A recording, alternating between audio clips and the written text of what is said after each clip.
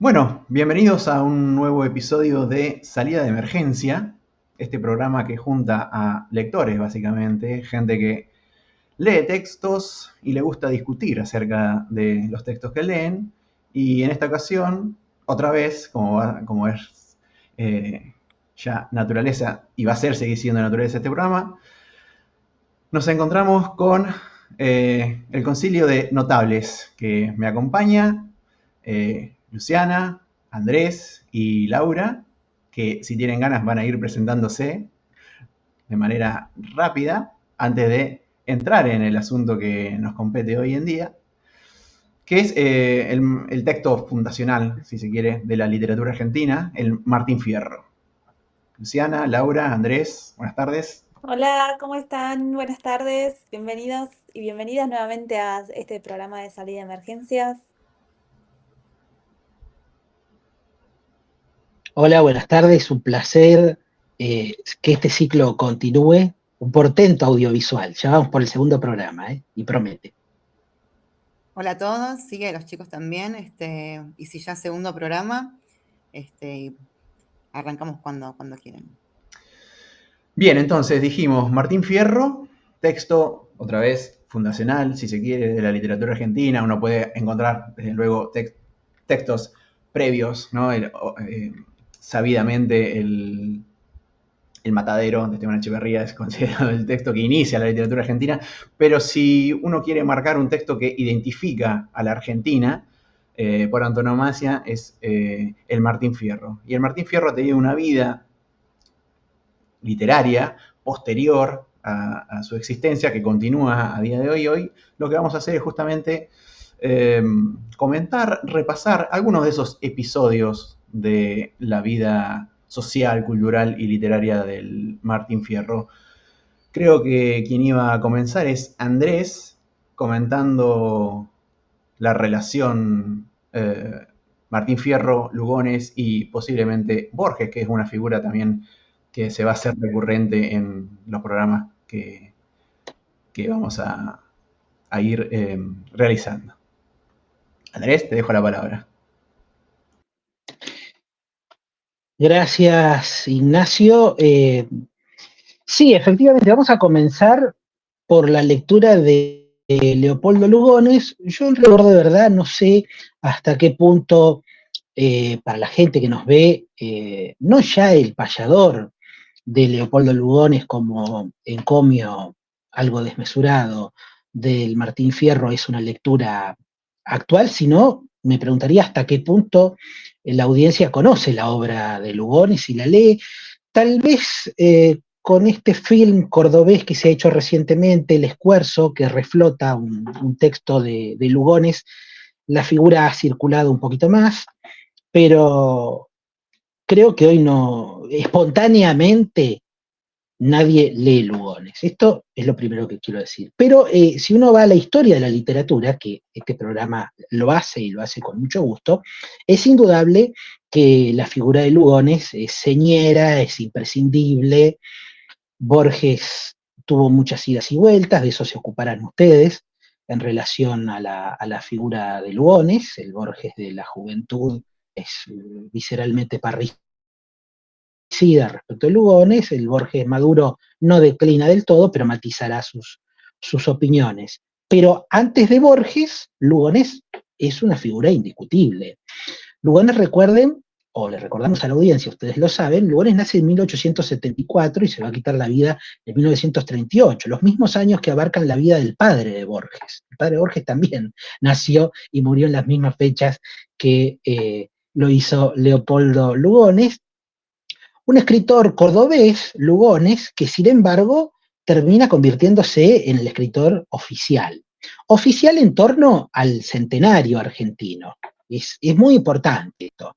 No, esto no reduce en lo más mínimo a Leopoldo Lugones a su intervención en El Payador, intervención que es fraguada en 1913 en el Teatro Odeón, y ahora después comentaremos un poco el sentido de esta intervención pública, y que luego se edita como libro en 1916, el año del centenario de la independencia argentina, y es lo que conocemos como El Payador.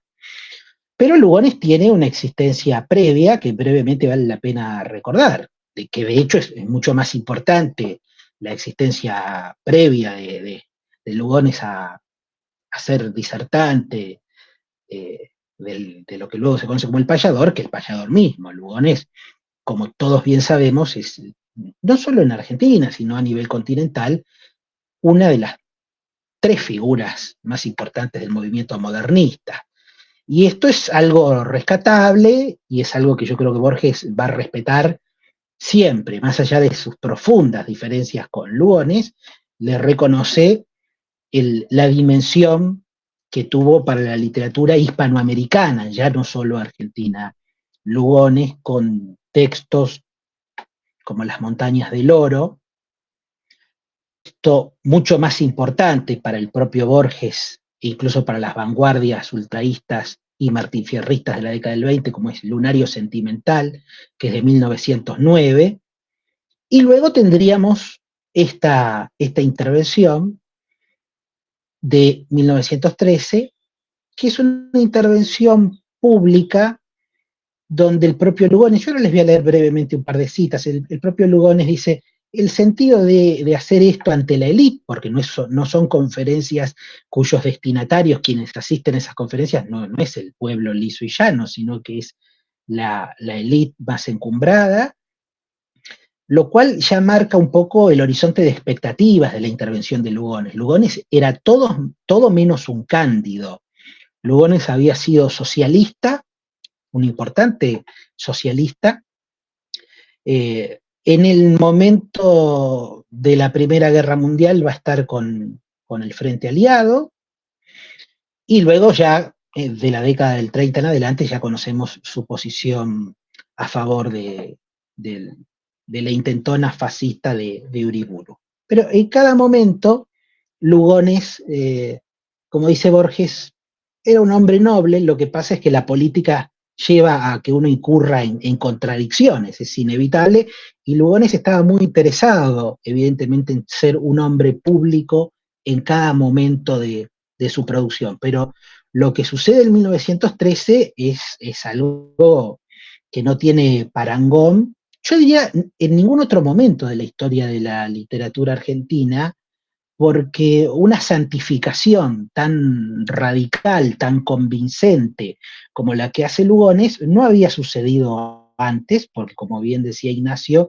es lo que funda una tradición, tal cosa como una tradición de la literatura argentina, que luego va a proseguir esta oficialización, la figura de Guiraldes, la figura de Rojas, ¿no? Son figuras que van a ir luego abonando esta idea de que el Martín Fierro y sus epígonos, como puede ser Don Segundo Sombra, evidentemente, y la historia de la literatura argentina de Ricardo Rojas, van a ir consolidando esto que Lugones propone, que por supuesto no está tirado de los pelos. Nadie puede decir que un texto que se había publicado en la década del 70 del siglo XIX, que había vendido 48.000 ejemplares, La Ida, ¿no?, en las primeras ediciones, algo que es escandaloso para la época, nadie puede decir que era un texto desconocido, era un texto sumamente popular.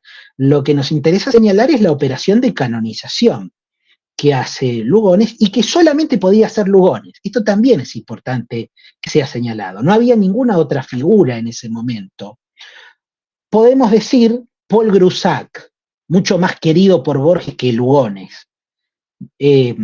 Pero Grusac no dejaba de ser un extranjero exótico perdido en estas tierras. Más allá de que fuera director de la Biblioteca Nacional, Grusac no tenía por lo menos en ese momento, la autoridad necesaria para hacer esta intervención. Entonces, si uno va pensando en un literato de envergadura, solo estaba Lugones, ¿no? Digamos, si esta oficialización hubiese sucedido tal vez 20 años después, hubiese sido otra la figura a cargo, tal vez un Martínez Estrada. De hecho, yo aconsejo muchísimo la lectura de Martínez Estrada sobre el Martín Fierro, que no va a ser abordada en este programa, que son 2 farragosos tomos, Muerte y Transfiguración de Martín Fierro, pero es evidente que también la lectura que luego hará Martínez Estrada y particularmente, más que la lectura de Martínez Estrada sobre el Martín Fierro, la poética de Martínez Estrada, como bien señala Borges, no es posible sin Lugones. Entonces,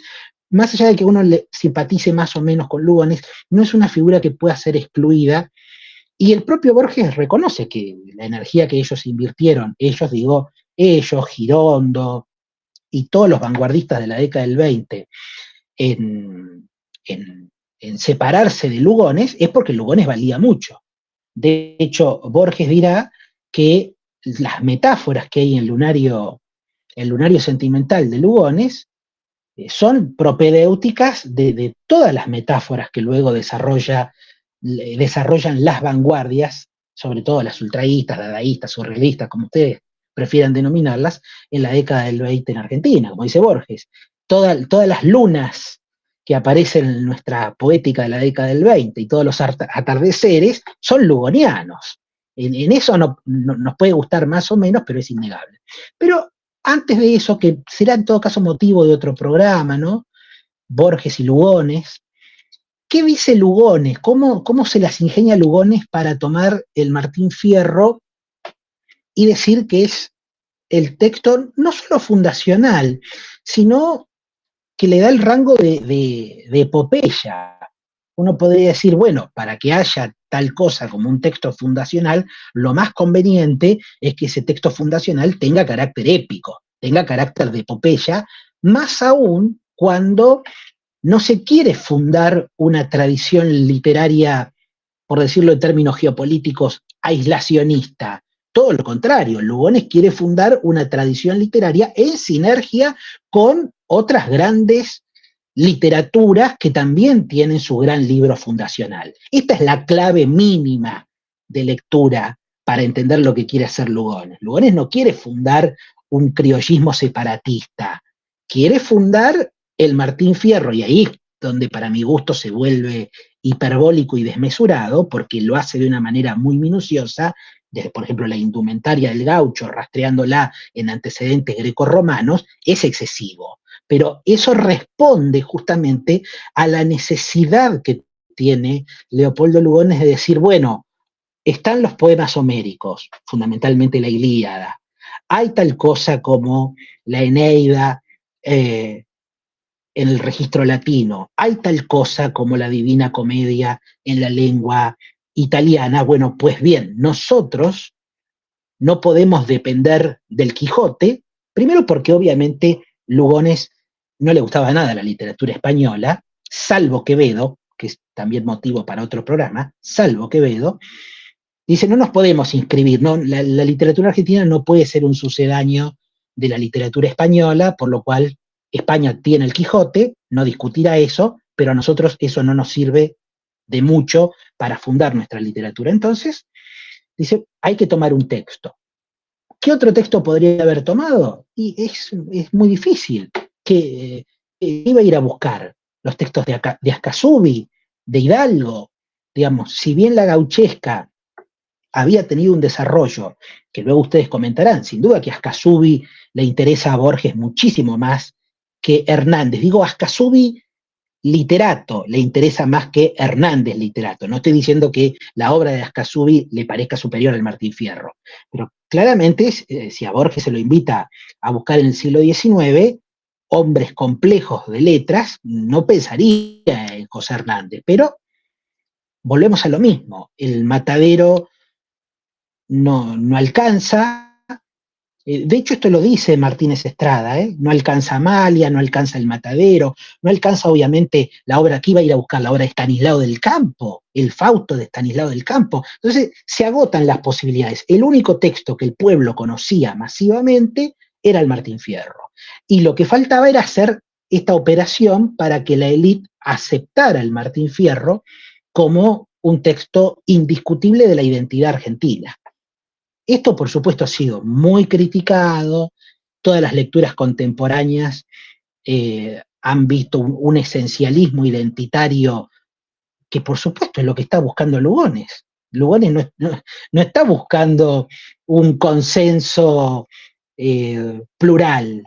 No, justamente, está buscando un consenso que termine de aglutinar en el registro de la literatura lo argentino. No está dispuesto a hacer exploraciones exóticas, no le interesa los movimientos de inmigrantes en Argentina, todo eso es algo que obviamente no gravita de ninguna manera. Yo creo que cuestionar a Lugones en un momento tan particular de la historia argentina, como es los dos centenarios, el centenario de la Revolución de Mayo y el centenario de la Independencia, un poco no es entender el momento. Por supuesto que por debajo había un montón de movimientos políticos disidentes, anarquistas, socialistas, pero eso a Lugones, porque en ese momento, en 1913, no le importa nada. Entonces, yo les voy a leer aquí cómo se las ingenia, es muy perspicaz. Más allá de que a mí no me termine pareciendo demasiado verosímil la operación, es muy perspicaz Lugones. Y entonces, que esto se lo va a marcar Borges, Lugones, que era un hombre extremadamente rígido y disciplinado en todo, pero también en su caracterización de lo que es una buena estética. De hecho, justamente para Lugones, el modernismo en la poesía no puede prescindir de la rima. Esto va a ser un gran debate con todos los movimientos vanguardistas de la década del 20. Tiene que haber rima, tiene que haber un preciosismo en el léxico y tiene que haber metáfora. El vanguardismo de la década del 20 no va a tener ningún problema con que haya metáforas, pero sí va a tener problemas con que haya rimas. De hecho, nota al pie, Borges dice, es muy curioso, y esto después Laura seguramente lo comentará porque está en las lecciones, que en un determinado momento, hacia 1897, en las Montañas del Oro, Lugones dice, mis grandes poetas son 4, Homero, Dante, Hugo y Whitman. Y después, en el Lunario Sentimental, cuando vuelve a recitar su credo, excluye a Whitman. Y Borges dice, obviamente, excluye a Whitman porque Whitman es el gran poeta del verso blanco y libre. Y a Lugones no le interesaba el verso blanco y libre, sino que defiende a la rima como un elemento esencial, indiscutible de toda poesía que valga la pena. Entonces uno dice, un hombre que era tan rígido y tan severo en sus observaciones respecto de lo que es un buen corpus estético, ¿cómo se las ingenia con un texto que nadie diría que está mal escrito, para nada, pero que no necesariamente observa todas estas cuestiones que Lugones pretendía al momento de santificar una obra? Doy un ejemplo rápido. Lugones decía que la obra de Baudelaire no valía nada, literalmente, decía, no vale nada Baudelaire. Entonces, ahí es el Lugones que va con toda su carga estética a confrontar con otros poetas. En cambio, con Hernández tiene que practicar cierta indulgencia porque las motivaciones son otras. Las motivaciones son bien de orden políticas, en el sentido amplio, públicas. Entonces, fíjense lo que dice Lugones en El Payador para buscar el atajo o hacerse trampa a sí mismo para poder lograr la canonización del Martín Fierro. Dice, bueno, de tal manera, todo cuanto exprese claramente la verdad y produzca nobles emociones, sea de rústico o invención de artista, está bien dicho, aunque viole las reglas. Aunque viole las reglas. Todo aquello que engendre emociones nobles y que se hace entender bien es obra bella. Esto dice Lugones en 1913, edición de 1916. Es decir, bueno, para Lugones hay reglas. La bella literatura tiene reglas. Y por eso Baudelaire para él no vale nada. Y Whitman se cae del gran linaje de los 4 poetas. Pero con Hernández hay que practicar una indulgencia porque el texto logra ser obra bella porque transmite la nobleza de hacerse entender bien. Esto es muy sagaz de parte de Lugones. Por eso Borges lo sube al ring, porque Borges también juega continuamente o muchas veces a enunciar 2 cosas distintas y luego pavimentar esa diferencia y decir que no, que siempre está diciendo lo mismo, cuando muchas veces incurre en contradicciones. Lugones está haciendo eso, pero también se encarga de Decir, bueno, en todo caso esto es una excepción necesaria a mis reglas generales sobre lo que es la buena literatura. Voy a leer otro momentito de Lugones, siguiendo esta operación meticulosa, quirúrgica, para lograr llevar al Martín Fierro al cenit que necesitaba. Ahí se autofelicita Lugones, cosa que no le costaba demasiado, se autofelicita porque, bueno, está en el Teatro Odeón y se dirige al público y dice: felicítome por haber sido el agente de una íntima comunicación nacional entre la poesía del pueblo y la mente culta de la clase superior, que así es como se forma el espíritu de la patria. A la epopeya con su genuino sabor y su calidad excelente, al auditorio con su sensibilidad benévola, sin duda, pero también sutil hasta ser temible, corresponde la belleza del espectáculo. Bueno, es muy interesante porque él advierte la belleza del espectáculo que él mismo está dando, y todo esto es la belleza del espectáculo, la consagración y mitificación de Martín Fierro, pero él advierte que el carácter de nexo privilegiado que solamente él puede hacer entre la clase popular y lo que él mismo llama la mente culta de la clase superior. Y en este sentido se convierte en el escritor oficial. Es indispensable para llevar a cabo esta operación. Por eso Borges, un poco tributándolo y un poco ironizando, dice: la historia de la literatura, cuando escribe el texto Leopoldo Lugones a mediados de la década del 50, dice, bueno, la literatura argentina, si hay que reducirla, aunque dicen no habría por qué hacer tal cosa, pero si tuviéramos que reducirla a un solo nombre, ese nombre indiscutiblemente es el de Leopoldo Lugones. Es decir, le vuelve a ofrecer su propia medicina. Es decir, usted, Lugones, canonizando el Martín Fierro, se canoniza a usted mismo como el escritor oficial y yo le reconozco ese lugar. Es muy interesante.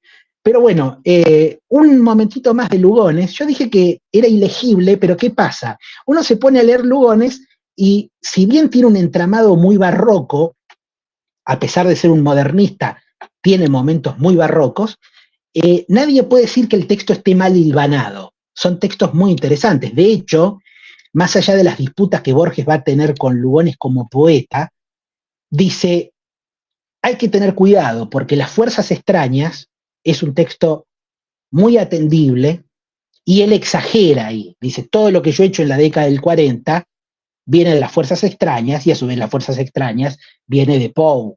Entonces es muy interesante lo que dice Borges del narrador Lugones. Con el poeta va a tener diferencias insalvables. Pero les leo un momentito más de Lugones, que dice: como todo verdadero artista, esto es muy importante porque ya le dice a Hernández artista, como todo verdadero artista, el autor de Martín Fierro no rehuyó el detalle verdadero, aunque fuese ingrato, cuando llegó a encontrarlo en el desarrollo de su plan. Comprendió que en la belleza del conjunto, así sea este un paisaje, la verdad artística no es siempre bella.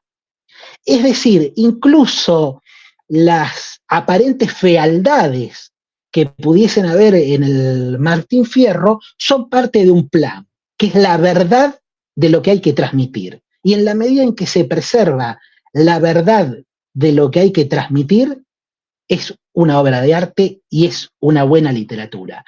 Entonces, fíjense las vueltas que tiene que dar Lugones para básicamente convencerse a sí mismo y convencer al auditorio de que está ante alguien que expresa lo auténtico de esta identidad nacional que urge constituir, que no podía esperar más. Uno dice, ¿por qué esto no puede pasar 7 o 8 años después? No puede pasar.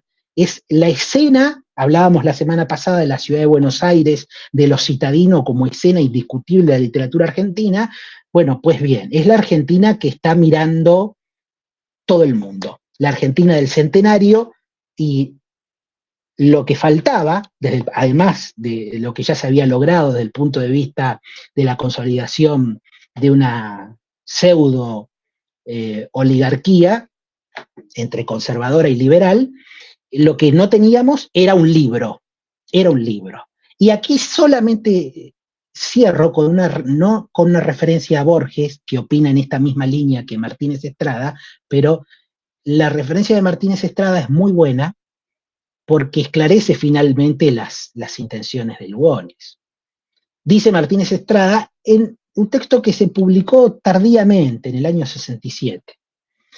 Lugones concreta, dice Martínez Estrada, aplicándola al Martín Fierro, la eterna tendencia nuestra a deificar alguna figura, no por espíritu de veneración, sino por necesidad de poseer un héroe, un santo o un sabio en quienes creer. Entonces, está bien, eso es lo que hace Lugones, deifica.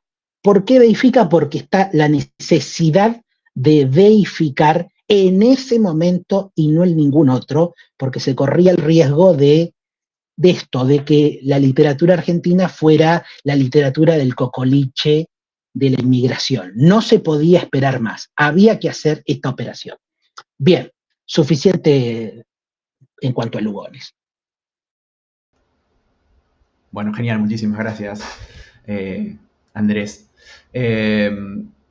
Quizás en este sentido, agregando un poco a lo que acabas de comentar, simplemente una nota bibliográfica, podemos recomendar quizás a los oyentes, a la audiencia, un libro publicado por el Fondo de Cultura Económica de Edgardo Dobry, Una profecía del pasado, Lugones y la invención del linaje de Hércules, que ahonda precisamente en esta relación entre lo que podríamos llamar la operación Lugones, ¿no? Tratar de encontrar en un texto de la literatura argentina un elemento para construir una identidad argentina. Y hablando de referencias bibliográficas, me parece que Laura iba ahora a presentarnos y comentar una novedad editorial, que es el libro que compila las lecciones de literatura argentina que dio Borges en Estados Unidos. Así que le dejamos la palabra a Laura. Sí, como comentaba Ignacio, mi intención es como comentar un poco las lecciones que da Borges, el curso de literatura argentina, las lecciones de Michigan, que salió hace poco, se los muestro acá. La edición es como muy, muy hermosa en cuanto a la tipografía, los márgenes, esas cosas que a veces uno también presta atención, es muy, muy linda. Y es una de las novedades editoriales recientes. O sea, la intención para comentarla es doble o triple, digamos. Primero porque es reciente, salió en diciembre de 2024 y, bueno, está circulando ahora como novedad editorial en las librerías. Segundo, porque justamente es uno de los lugares donde Borges comenta su lectura del Martín Fierro. Y tercero, porque me parecieron particularmente hermosas e interesantes. Y la razón por la cual me pareció como particularmente interesante es porque tienen como, estas lecciones tienen como una doble perspectiva, un doble matiz. Por un lado recorre como la interpretación general que hace Borges del Martín Fierro, ¿no? Cómo entiende la obra en general, contra quién se opone, contra qué lectura se opone, análisis del personaje, análisis del autor, pero también se detiene en algunos pasajes, y hay un análisis más detallado de algunos pasajes en particular, lo cual a mi entender lo hace como un texto particularmente interesante. Como mencionaba Ignacio, estos son cursos, es un curso que da Borges entre enero y marzo de 1976. La edición está hecha por Nicolás Helft, quien comenta brevemente de dónde salen las lecciones, ¿no? Comenta que Borges había sido invitado varias veces a Michigan y el rol de esta invitación también en lo que es la difusión de Borges, en la figura de Borges en Estados Unidos y cómo se inaugura también con estas lecciones la traducción de la obra y los comentarios.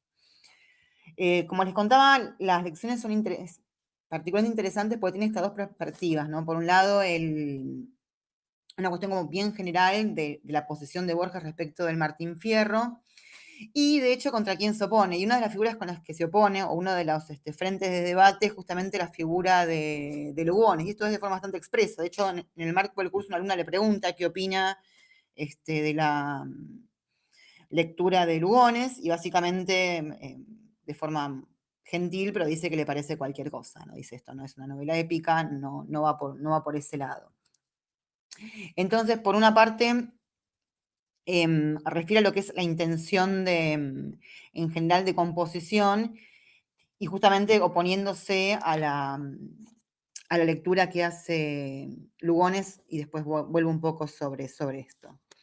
Entonces arranca como las lecciones con un análisis del autor, y un análisis como bastante interesante porque tiene un doble matiz. Por un lado lo rescata, porque de hecho considera que el Martín Fierro es como una de las mejores obras de literatura argentina, dice, si no la mejor, él dice la más famosa, para no poner título de valor.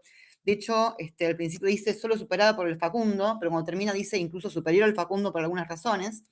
Después vuelvo sobre eso al final.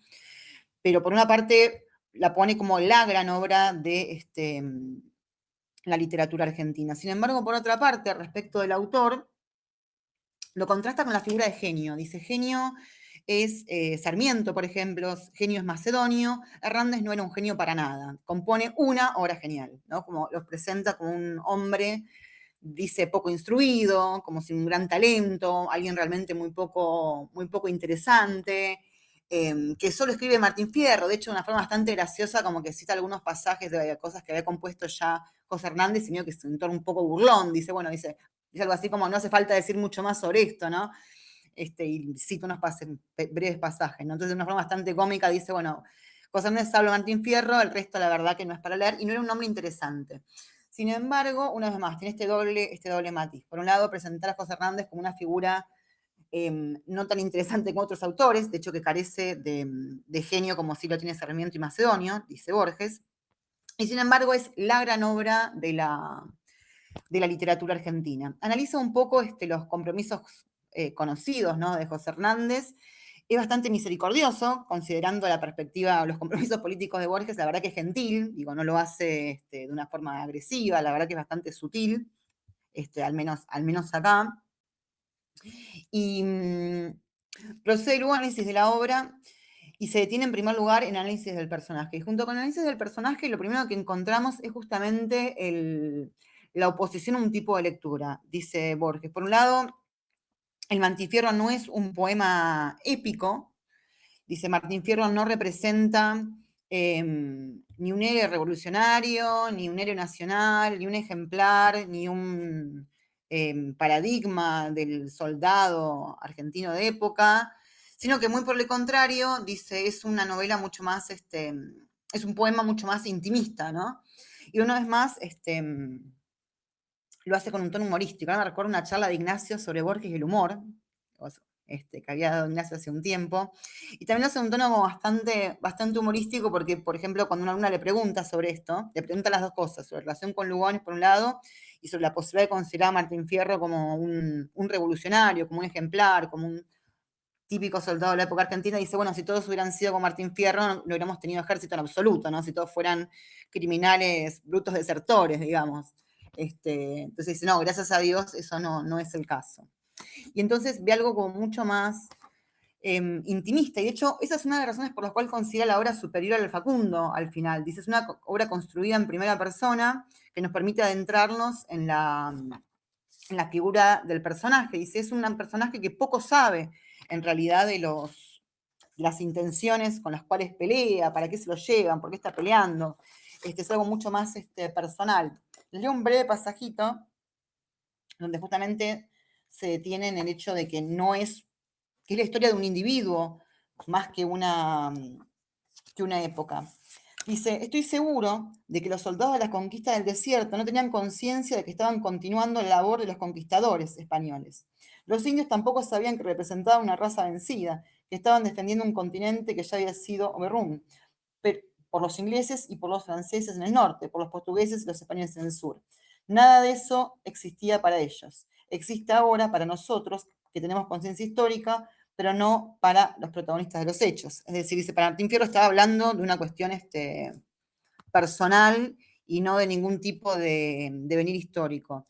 Lo mismo respecto a la geografía, dice, así como el personaje no refiere a nadie en particular, dice, de hecho se destacan pocas cosas de la vida de la persona, lo mismo la geografía, dice, se tiene un análisis un poco más minucioso respecto de dónde podría estar hablando y hace referencias, y concluye que podría ser bien el sur, bien el oeste de la provincia de Buenos Aires. Y justamente insiste en el hecho de que esto se debe a la posibilidad de identificar a Martín Fierro con un personaje común, ¿no? Con la figura del gaucho. Les contaba también que en varios lugares, más que nada al principio y al final, insiste con la comparación con el Facundo, ¿no? Y por una parte, comparación respecto del autor. Les contaba que decía que, bueno, que José Hernández es una figura menos interesante y que sin embargo compone algo que en algún sentido dice superior. Al principio de las lecciones dice en realidad el Facundo es superior respecto a Martín Fierro, dice porque en algún modo lo contiene. Y sin embargo al final dice, bueno, hay varios motivos por los cuales el Martín Fierro es superior y uno de ellos tiene que ver con este tono más íntimo narrado en primera persona que permite cierta identificación, ¿no? Y un personaje mucho, mucho más real y un texto con muchos más rasgos realistas, dice Borges. Analiza también un poco el título y algo interesante que yo les contaba. Bueno, respecto del título dice que, como trabajo un poco de por qué él podría haber sido, dice, bueno, que quizá Martín era un nombre común entre los gauchos, que Fierro podría haber sido referencia a un arma, pero bueno, sin ninguna conclusión, sin nada concluyente. Y como yo les contaba antes, algo interesante de estas lecciones es que además de presentar como esta aproximación general respecto de la intención de la obra, la construcción del personaje, el análisis de la voz, el análisis del autor, etc., también tiene como análisis más minuciosos sobre algunos pasajes. Y justamente los lugares que analiza es, por ejemplo, la figura de Cruz, hace un análisis de la pelea con el negro, ¿no? Y describe, ¿no?, como una de las muertes, dice, narrativas más brutales, dice, de la literatura universal, y se detiene como en el análisis de algunos pasajes precisos. Y después también tenemos varios elementos muy interesantes, tales como análisis de la figura de la mujer en la obra de Martín Fierro. Si bien son breves y no constituyen el núcleo, sí analiza un poco cuál es el vínculo, por un lado, el rol de la mujer en la obra, y por otro lado, el rol de Martín Fierro para con las mujeres, por una parte. En segundo lugar, también el rol de la niñez, ¿no? Bueno, comenta Borges que Martín Fierro no tiene niñez, entonces, bueno, analiza un poco qué pasaba en la literatura en esa época. Y finalmente, también vuelve un tema como muy característico de sus obras y también como en los cuentos vuelve la figura de Martín Fierro, que es el problema del destino, ¿no? Y entonces, para cerrar, en líneas generales, tiene esta doble aproximación a las lecciones, ¿no? Esta cuestión más generalista y esta cuestión más técnica precisa de análisis de algunos pasajes, y de hecho algunos pasajes que después van a ser como muy emblemáticos en la obra en general. Y en cuanto a la lectura, por el hecho de ser oral, es muy amigable, tiene partes como en tono de comedia, hay un intercambio de preguntas y respuestas, lo cual lo hace también de una lectura muy, muy agradable.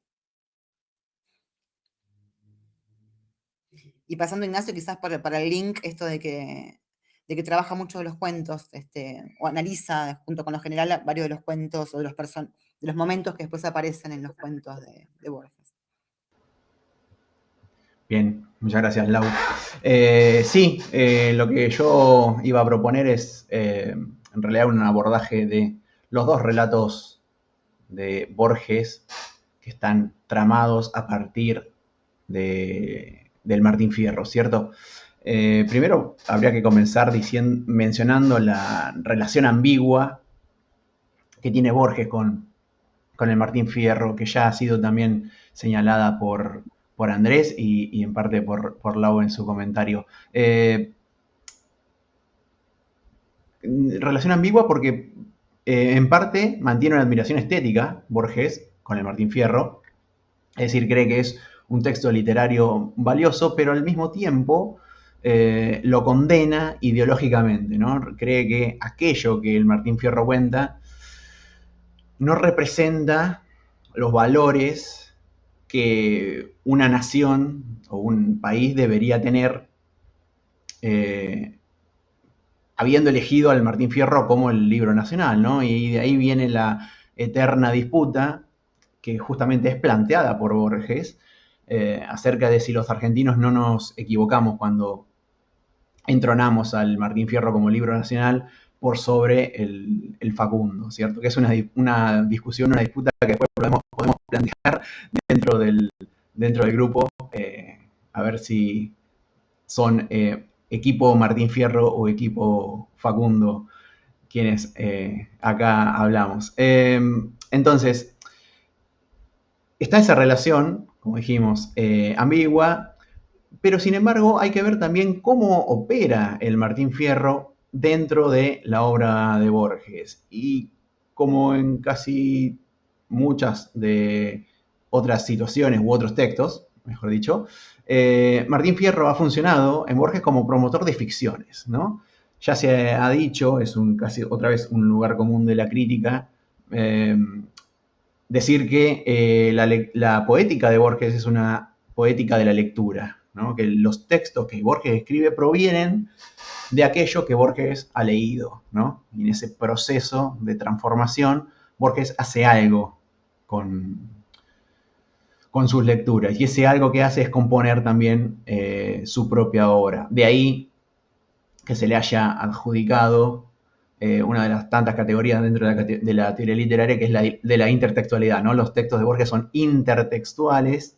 Todo texto es intertextual por naturaleza, pero en Borges el procedimiento de mención, de referencias, de alusiones, de aparición de otros textos, aparece como una instancia, casi uno diría, fundamental, ¿sí? Entonces Borges escribe relatos que se desprenden de lo implicado en Martín Fierro y con ellos completa, muy a su manera, muy idiosincrásicamente, el poema de Hernández, ¿no? Una obra de imaginación tiene la capacidad de atravesar, de completar, de modificar, como vamos a ver después, otra obra de imaginación, ¿no? Entonces, es cierto, hay muchas puntas de interpretación para desilvanar en los relatos que vamos a ver, pero yo prefiero centrarme en un rasgo concreto que me parece que después puede desplegarse, por lo menos de cara a la lectura de los textos de Borges, puede desplegarse en general hacia otras zonas de la producción borgiana, que es el asunto de la identidad. Y para hablar de eso, yo no voy a referir inmediatamente los cuentos de Borges que mencionan o refieren al Martín Fierro, sino otro relato que nada tiene que ver en principio con el texto de Hernández, que es Los teólogos, ¿sí? Y ese relato, en consideración, bueno, mía, pero es algo que está ahí evidente, nos ayuda a entrever justamente la trama de una obsesión borgiana que, como toda obsesión, se manifiesta recurrente e insistentemente, ¿no? La cuestión, otra vez, de la identidad. Y Los teólogos anuda de tal manera ese tema que se transforma en un relato que hace de ese tema, ¿no? Mejor dicho, trabaja ese tema de manera paradigmática. Identidad en un doble sentido, porque tenemos, por supuesto, por un lado, la cualidad de lo que es igual a otra cosa, ¿no? La identidad lógica, podríamos decir, y por otro, aquello que configura los rasgos distintivos de una personalidad, lo que entendemos ordinariamente por personalidad, ¿no? Aquello que nos hace a nosotros mismos como personas. Y en Los teólogos, según las propias palabras de Borges, dice Borges: yo imaginé hace un tiempo un cuento fantástico, Los teólogos precisamente, a la manera de León Bloy. Un teólogo consagra toda su vida a confutar a un heresiarca, lo vence en intricadas polémicas, lo denuncia, lo hace quemar. En el cielo descubre que para Dios el heresiarca y él forman una sola persona, ¿no? Entonces, los personajes del relato son figuras especulares, ¿no? Cada uno es el reflejo del otro y a los ojos de la eternidad, a los ojos de Dios, podríamos decir, son la misma persona. Acá uno podría meter a colación la lectura de Ricardo Piglia acerca de este cuento en particular, que lo utiliza precisamente para ejemplificar el don que tiene Borges para ver las similitudes en el mar de las diferencias, ¿no? Dice Piglia que la manera de mirar de Borges es esa, es una forma de ver lo igual, lo similar, lo parecido por sobre la diferencia, ¿cierto? que al fin y al cabo sería la definición que da el narrador de Funes el Memorioso, ¿no? De lo que es pensar, ¿no? Dice, pensar es olvidar las diferencias, pensar es olvidar que el perro que pasa a las 5 de la tarde es el mismo que pasa a las 5:01, ¿no? Cuando pasa el mismo perro. Entonces, la capacidad de categorizar, diríamos. Para Piglia, por supuesto, esto comporta un peligro político, incluso, porque cuando olvidamos la diferencia, dice Piglia, el torturador y el torturado, por ejemplo, podrían pasar a ser la misma persona, ¿cierto? Pero esta idea de lo que es idéntico a otro, bajo la mirada borgiana, me parece que justamente atraviesa los dos cuentos que Borges dedicó al Martín Fierro, que son, por supuesto, El fin y Biografía de Tadeo Isidoro Cruz. El primero, de 1953, ya más tardío, un cuento más tardío, y el segundo, de 1949, ¿no? Entonces, ambos cuentos apuntan al mismo tema. Sobre el final de los dos relatos, el negro que asesina a Martín Fierro en venganza por la muerte de su hermano, quien no quiera spoiler al respecto, bueno, vaya a leer los cuentos de Borges, no hay mucho spoiler en realidad, son textos muy conocidos, pero bueno, el Martín Fierro, el personaje, en una noche de alcohol e ira, asesina, ¿no?, a un negro en un baile, y Borges toma esa anécdota, no es una anécdota en realidad, es lo que transforma de hecho a Martín Fierro en un gaucho matrero que huye de la autoridad luego. Entonces, en el crepúsculo de su vida, Borges retoma a Martín Fierro para consagrar, ¿no?, la venganza ya tardía otra vez del supuesto hermano de ese personaje al que Martín Fierro asesina. Y fenomenalmente, la última línea del fin, fenomenalmente como suelen ser todas las líneas de Borges, pero la última línea del fin es fantástica, dice, cumplida su tarea de justiciero, ahora era nadie, ¿no?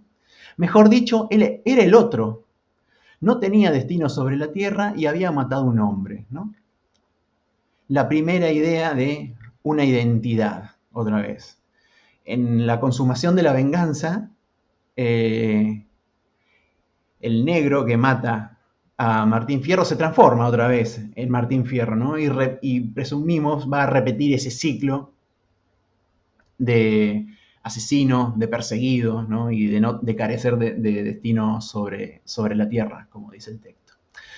En Biografía de Tadeo Isidoro Cruz, Borges le provee a Cruz un trasfondo biográfico del que carece en Martín Fierro, porque no hay demasiado detalle acerca de la vida del sargento Cruz cuando lo conocemos, ¿no? Es una figura más bien huérfana, si se quiere, de historia, más allá de algún apunte pasajero. Y en una de las líneas del comienzo dice, cualquier destino, por largo y complicado que sea, consta en realidad de un momento, el momento en el que un hombre sabe para siempre quién es. Borges ha dicho que esa noción, esta idea de que cuando un hombre descubre para siempre quién es, conforma la trama de muchos de sus relatos, ¿no? Es casi un procedimiento de construcción de los textos de Borges. Y al final del cuento, una vez que Cruz se encuentra con Martín Fierro y nota el coraje con el que Martín Fierro encara a la jauría de policías que lo persigue, Cruz piensa, ¿no?, o comprende, mejor dicho, según dice el narrador, comprende que un destino no es mejor que otro, ¿no?, pero que todo hombre debe acatar el que lleva dentro. Comprendió que las jinetas y el uniforme ya lo estorbaban, comprendió su íntimo destino de lobo, no de perro gregario, comprendió que el otro, otra vez, era él, ¿no? El otra vez es paréntesis mío, pero nos estamos refiriendo a la idea que aparece en el fin, ¿no? Cruz descubre que no es quien quiere ser, descubre que es Martín Fierro, ¿no? Descubre que es el otro y que al final la idea, la noción de lo que entendemos por identidad termina disgregándose en los demás, ¿no? Podemos llegar a pensar una suerte de anulación del yo, si se quiere, en favor de lo que podemos llegar a encontrar de otros en nosotros mismos, ¿no? Entonces la pregunta que, otra vez, que nos podemos hacer, este tema, tenemos a dos personas dedicadas a la filosofía acá, que lo podrían tratar quizás de manera muy interesante, pero yo me voy a deslindar hacia otro lado, que es, otra vez, la pregunta que nos podemos hacer, ¿no? ¿Qué ve Borges en la tradición literaria? Y una respuesta que podemos encontrar es aquello que le sirve para construir su poética, al fin y al cabo, ¿no? Porque Borges transforma y hace suya la tradición para instaurar su firma, y en esa acción, como en Pierre Menard, autor del Quijote, ¿no? Modifica el texto original, porque el Martín Fierro también se ve alterado por la escritura borgiana. Ya no es lo mismo leer el Martín Fierro sin tener noción de Borges que habiendo leído a Borges. Y esto Borges lo hace a través de, plantear en sus textos problemas recurrentes, y como dijimos, uno de esos temas o problemas recurrentes, una obsesión de Borges que aparece, si uno se detiene a ver en distintos lugares de su producción, lo nota de manera muy definida, que es este asunto de la identidad. Que tratándose de Martín Fierro, otra vez un texto que no deja de ser inocuo para una sociedad como la nuestra, que lo ha elegido de nuevo para construir parte de la identidad argentina, ¿no? Una identidad de la que carecíamos, si podemos decir eso, y a la que teníamos que dar consistencia como país, como Estado, y que, como bien ha indicado ya Andrés, Lugones aparece para trabajar y operar sobre esa relación o literatura-sociedad y cómo podemos construir o imaginar, ¿no? Una cultura, una sociedad a partir de los textos que la conforman. Bueno, y para cerrar, porque nos hemos ido desplazando un poco en el tiempo, habría otros textos que podemos mencionar y que no vamos a, o quizás sí lo va a mencionar Lu, no sé, pero por ejemplo, El amor de Martín Coan es otro texto que reescribe el Martín Fierro, pero son textos ya más próximos a nosotros, más próximos a nuestra época, mucho más contemporáneos, y en esa contemporaneidad se inscribe una novela de la que va a hablar a continuación, que es Las aventuras de la China Iron, de Gabriela Cabezón Cámara. Gracias, Ignacio. Bueno, en realidad voy a hacer algo un poco más caótico, que es comentar algunas referencias un poco arbitrarias, algunas relaciones, algunas formas de intertextualidad posibles en torno a la sección del Martín Fierro en la que encontramos el enlace a esta hermosa novela de Gabriela Cabezón Cámara del año 2007, que es Las aventuras de la China Iron, sobre la que también voy a hablar un poco. Me refiero específicamente al libro o Canto 6 de La Ida del Martín Fierro, un texto que uno podría pensar que estéticamente tiene poco valor y sin embargo podemos leer en clave intertextual y podemos encontrar en él algunos indicios, algunos elementos que son claves para comprender algunas de las lecturas que se han desarrollado de este texto tan significativo de nuestra literatura nacional, que es el Martín Fierro. Hablo entonces un poco del libro 6 o el capítulo 6 de la primera parte del Martín Fierro, que les recomiendo que vuelvan a leer ahora.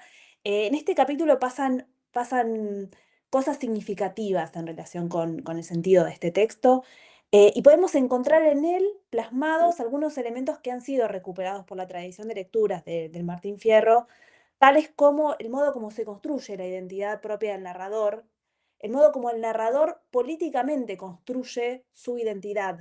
Dice quién es el mismo, cuál es su historia, desde dónde la narra y de alguna forma justifica su devenir posterior como desertor. Encontramos numerosos elementos en este texto que son valiosos y que son interesantes, como decía. Em, Entre estos elementos podemos mencionar una construcción de una suerte de representación de una moral o de un ideario político del narrador, que es un gaucho que va ahora, en esta sección, va a pasar a ser desertor. Un gaucho que antes había sido un hombre de familia, que había sido un hombre trabajador, una persona que se autoproclama un ignorante y que sin embargo ostenta un conjunto de saberes obtenidos a través de la experiencia y de la vida y que le permiten interpretar lo que le pasa. Un narrador que se construye como un ignorante, pero no como un ingenuo, un sabio de la vida, por decirlo de alguna manera. Em, y este narrador habla de su pasado, reflexiona acerca de su pasado. Es bastante filosófico en la reconstrucción de su pasado en esta sección. Habla de las penas y menciona las penas. De hecho, cuando vemos cómo inicia este libro, el capítulo 6 de la primera parte, el Martín Fierro dice, vamos entrando recién a la parte más sentida, aunque es todita mi vida de mal es una cadena. A cada alma dolorida le gusta cantar sus penas. Y en este libro lo que va a pasar es que después de estar 3 años en la frontera, y ahí uno podría pensar en todo lo que significa el estar en la frontera y la transformación de la identidad que involucró ese estar en la frontera, estafado por el gobierno, por un gobierno que lo obligó a ir a la frontera y que lo mantuvo en la frontera en condiciones paupérrimas de vida. Vuelve de la frontera, escapa del gobierno y vuelve a casa. De todos los caminos posibles en su libertad, él decide volver a la casa que había abandonado 3 años antes. Y lo que sucede es que cuando regresa a su casa, lo que encuentra es que no queda nada. Eh, y ese momento es interesantísimo porque después de describir todos sus valores, toda la afectividad que estaba involucrada en la manera de vida que había construido hasta ser convocado por el gobierno para ir a la frontera, regresa y encuentra que la estafa que ha sufrido se encuentra consolidada en la pérdida tanto de sus valores materiales, su casa y su hacienda, como de su familia, que está destruida, ¿no? Y entonces dice, voy a leer algunas líneas del texto que me parece que es muy hermoso. Volví a cabo de 3 años de tanto sufrir al ñudo, resertor pobre y desnudo a procurar suerte nueva, y lo mismo que el peludo, enderecé pa' mi cueva. No hallé ni rastro del rancho, solo estaba la tapera. Por Cristo, si aquello era para enlutar el corazón, yo juré en esa ocasión ser más malo que una fiera. ¿Quién no sentirá lo mismo cuando ansí padece tanto? Puedo asegurar que el llanto como una mujer largué. Ay, mi Dios, si me quedé más triste que Jueves Santo.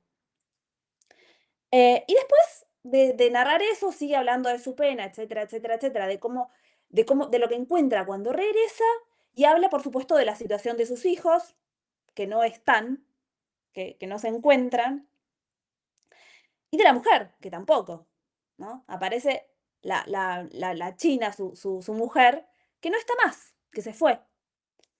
Después me contó un vecino que el campo se lo pidieron, la hacienda se la vendieron para pagar arrendamientos y qué sé yo cuántos cuentos, pero todo lo fundieron. Los pobrecitos muchachos, entre tantas aflicciones, se conchavaron de piones, mas que iban a trabajar si eran como los pichones sin acabar de emplumar. Por ahí andarán sufriendo de nuestra suerte el rigor. Me han contado que el mayor nunca dejaba a su hermano, puede ser que algún cristiano los recoja de favor. Y la pobre mi mujer, Dios sabe cuánto sufrió, me dicen que se voló con no sé qué gavilán, sin duda a buscar el pan que no podía darle yo. No es raro que a uno le falte lo que a algún otro le sobre, si no le quedó ni un cobre, sino de hijos un enjambre. ¿Qué más iba a hacer la pobre para no morirse de hambre? Tal vez no te vuelva a ver, prenda de mi corazón, Dios te dé su protección, ya que no me la dio a mí, y a mis hijos desde aquí les echo mi bendición.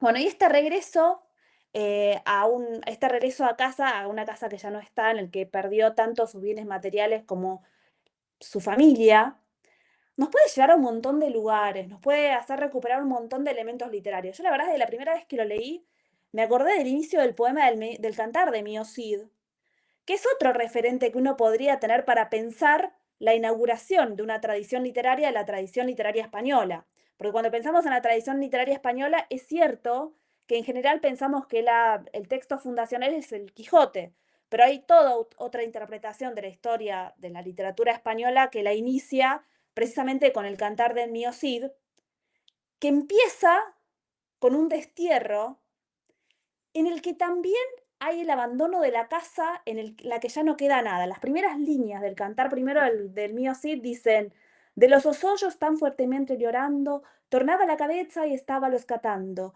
Vi puertas abiertas de usos sin cañados, alcándaras vacías, sin pieles y sin mantos, sin falcones, sin actores mudados. El Cid se va y no queda nada en la casa que él con su trabajo había construido. Los valores en el inicio del poema del Mío Cid son los mismos valores que recupera Hernández en este libro del Martín Fierro. Este libro de Martín Fierro que además, por supuesto que abre un montón de relatos, el relato de los hijos, cuyos devenires Fierro en este momento no puede saber, y el devenir de su mujer, que conoce a través del relato de un vecino. Y es en este punto en el que arranca, en el que comienza el relato de Cabezón Cámara. Podrían haberse hecho un montón de relatos acerca de qué le pasa a la mujer cuando su marido, su hombre, el macho proveedor, llevado por el gobierno ciertamente, pero abandona la casa y la deja con un enjambre de niños. Y los relatos posibles son un montón. Y justamente pensando en este momento de Martín Fierro, me acordé de dos tangos, ¿no? O de dos contenidos tangueros. Por un lado, el tango Nada, del que hablamos la semana pasada, el tango en el que uno vuelve y no encuentra nada. Fue realmente lo primero en lo que pensé cuando leí este pasaje que también me remitió al Cantar de Mío Cid. Y también está toda una tradición tanguera que tiene que ver con ¿qué hace la mujer cuando económicamente está sin nada? Y el camino del tango es el de la prostitución, ¿no? Entonces tenemos un montón de tangos que hablan sobre la mujer que se desvirtúa porque materialmente no tiene nada. Hay un montón de tangos sobre la prostitución de la mujer.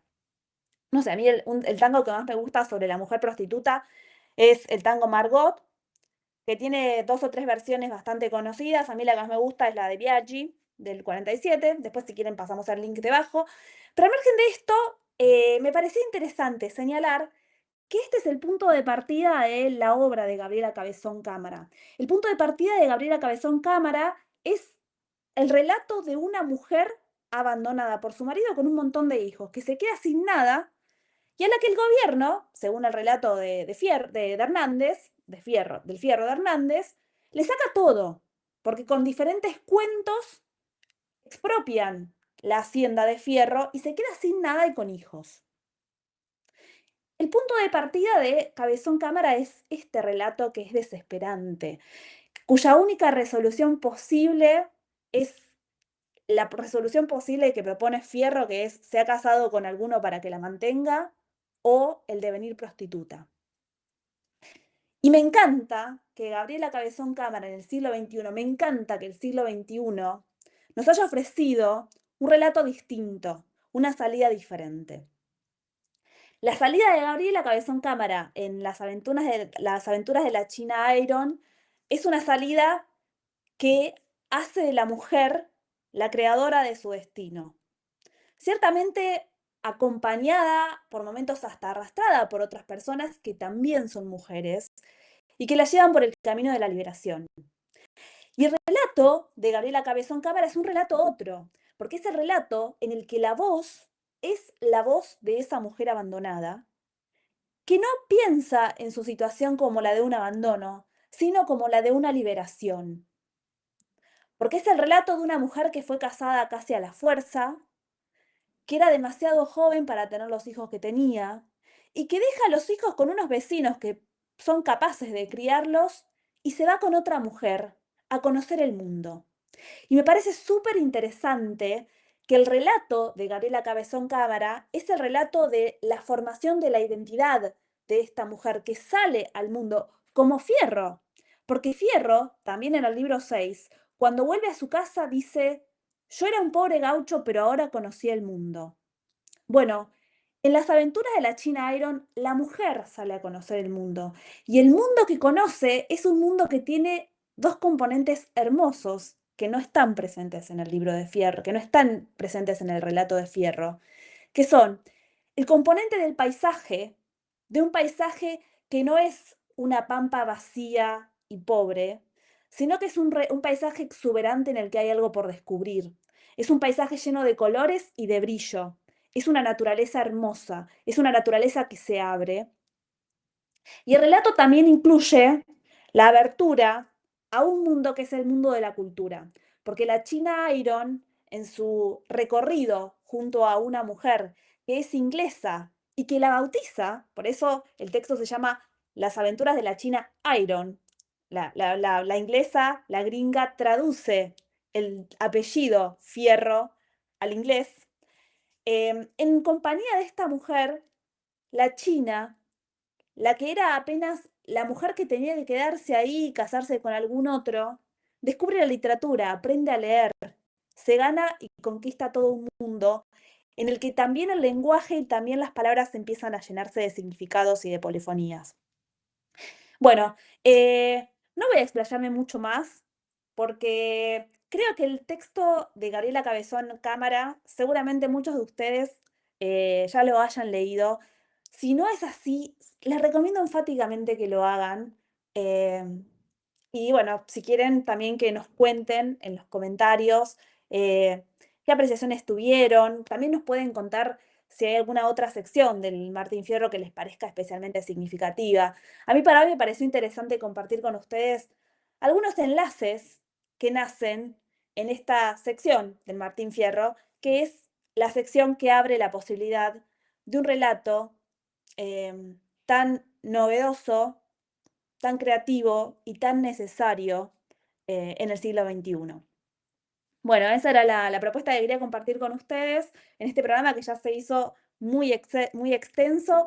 No me acuerdo qué es lo que vamos a discutir, creo que todavía no sabemos qué es lo que vamos a discutir en el próximo programa. ¿Tenemos alguna idea? ¿Alguien propone algo? O generamos intriga, no sabemos muy bien todavía.